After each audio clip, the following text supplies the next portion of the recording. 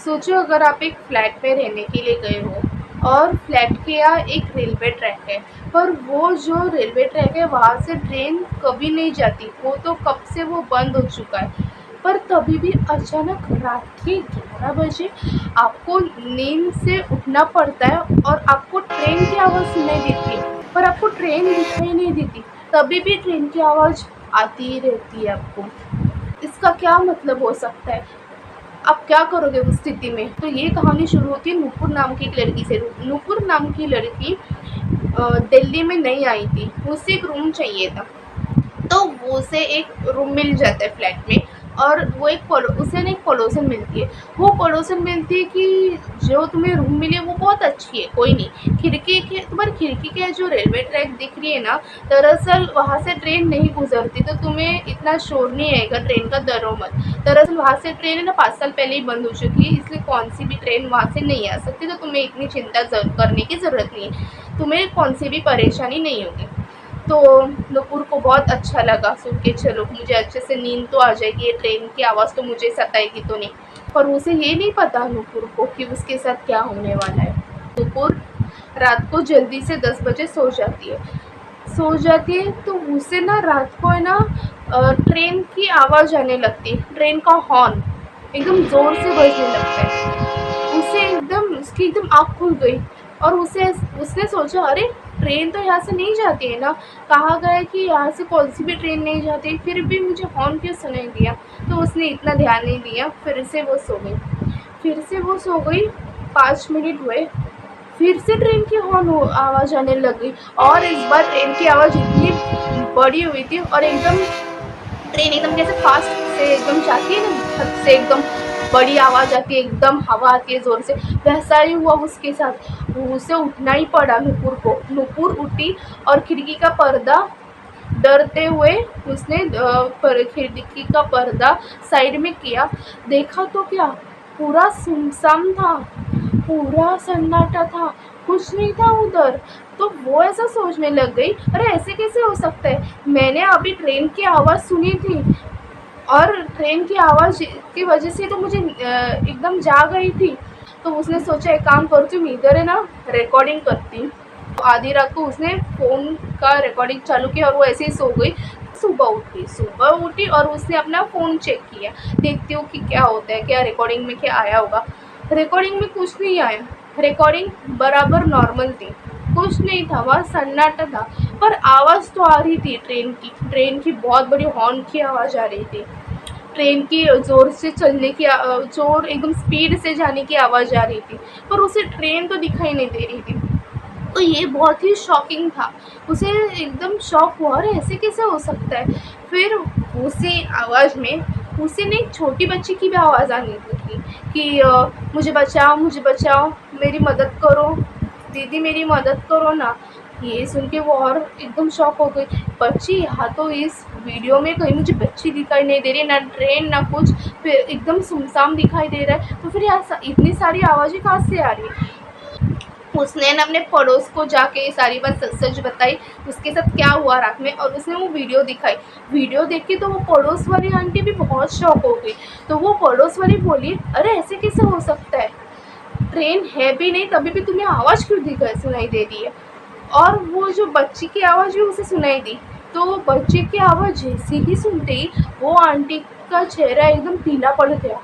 तो नुपुर ने पूछा कि क्या हुआ आंटी, आपका चेहरा एकदम उतरा हुआ क्यों है, डरा हुआ क्यों है, क्या हुआ आपको। तो फिर उसने कहा, उस पड़ोसन ने, वो जो लड़की की आवाज़ है ना, वो भी उसी ट्रेन में थी। दरअसल बात ये है कि 5 साल पहले एक ट्रेन यहाँ से गुजरी थी, तो उसका एक्सीडेंट हुआ, और जितने लोग थे वो सब मर गए, और उसमें वो बच्ची भी मर गई। मुझे तो ऐसा लग रहा है कि शायद वो बच्ची की आत्मा की आवाज़ थी। तो फिर नूपुर ने बोला, आपको ये सब कैसे मालूम। तो उसने कहा, दरअसल वो जो लड़की थी ना, वो उसके बारे में बहुत एकदम बोल रहे थे, बहुत न्यूज़ भी थी कुछ सालों पहले, इसलिए मैं जानती हूँ। तो फिर उसने कहा, नुपुर तो बहुत शौक हो गई। अरे नुपुर बोली, अरे तो फिर वो ऐसा क्यों बोल रही थी, और चलो बोल रही तो ठीक है, पर मुझे क्यों सुनाई दे रहा है सब आवाज़, ये सब आपको कभी सुनाई दिया, आपको कभी ट्रेन की आवाज़ या लड़की की आवाज़ आई है। तो वो पड़ोसन ने बोला, नहीं मेरे साथ तो ऐसा कभी नहीं हुआ है, क्योंकि क्योंकि मेरे खिड़की में से रेलवे की ट्रैक तो दिखती भी नहीं है और ना ही कभी मुझे ट्रेन की आवाज़ भी है, ना किसी लड़की की आवाज़। मेरे साथ ऐसा कुछ भी डरावना किस्सा नहीं हुआ है। तो नूपुर शॉक हो गई। नूपुर बोली तो फिर मेरे साथ ही क्यों हो रहा है? तो फिर वो आंटी बोली सभी के साथ ही ऐसे किस्से नहीं होते, वो उनके साथ ही होते जो वो लोग सोचते हैं कि हम किसको अपना शिकार बनाए और किसके साथ हम ऐसी हरकतें करें। तो ये सुन के तो वो और शॉक हो गई। क्या इसका मतलब वो लोग मुझे क्यों शिकार कर रहे हैं? तो ये सुन के नूपुर बहुत डरने लगी।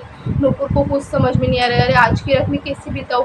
मन तो कर अभी कभी ये फ्लैट छोड़ दूँ, पर अभी पैसा दिए क्या करूँ मुझे? और अगर मैं इस फ्लैट से चली भी गई तो कहाँ जाऊँ रहने के लिए? आधी रात को कहाँ जाऊँ?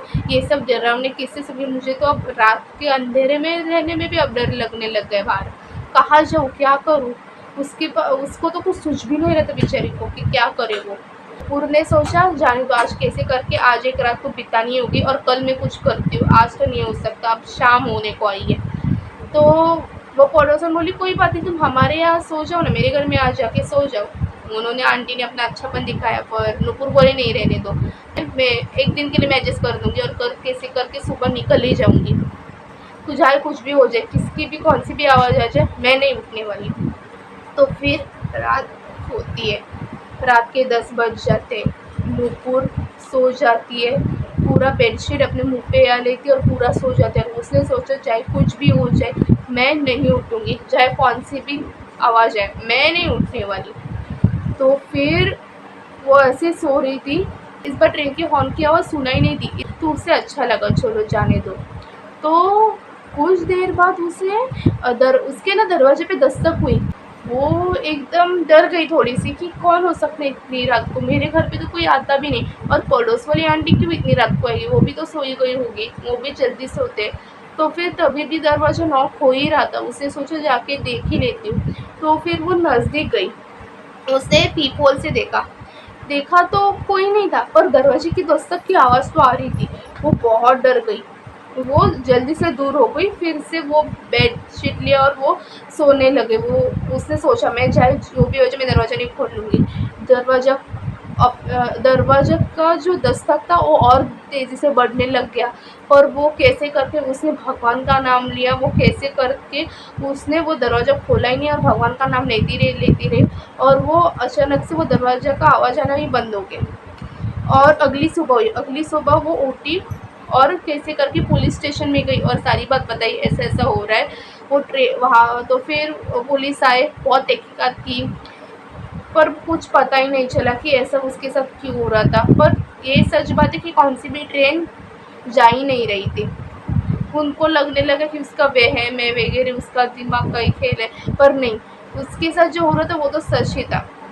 और उसने वो फ्लैट छोड़ दी, फिर उसने वो फ्लैट छोड़ ही दिया और दूसरी जगह शिफ्ट हो गई। पर ये अभी भी मिस्टीरियस है कि वो जो लड़की थी वो नूपुर को ही क्यों दिख रही थी, ट्रेन की आवाज़ उसको ही क्यों आ रही थी? क्या था रहस्य उस छोटी बच्ची का, वो भी किसी को पता नहीं था। और नूपुर के साथ जो हादसा हुआ वो किसी और के साथ नहीं हुआ, सिर्फ उसके साथ ही हुआ। इतने सारे लोग थे फ्लैट में रहने वाले, किसी के साथ नहीं हुआ, सिर्फ इसके साथ ही हुआ, वो भी किसी को पता नहीं। तो ऐसी और हॉरर स्टोरी सुनने के लिए सानिया इज़ ऑन के चैनल को लाइक शेयर सब्सक्राइब करें, अपने दोस्तों को शेयर करें ये स्टोरी। अगर आपके साथ कोई घटना घटी आपके दोस्त से रिश्तेदारों के साथ तो मुझे ईमेल करें, मैंने अपनी ईमेल आईडी डिस्क्रिप्शन बॉक्स में दी हुई है। तो अगली वीडियो आपके ऊपर होगी। मेरे किचन चैनल को आप सब्सक्राइब कर दीजिएगा, इंस्टाग्राम पे भी मुझे फॉलो कर दीजिएगा। तो चलो मिलते हैं अगली हॉरर स्टोरी में, बाय।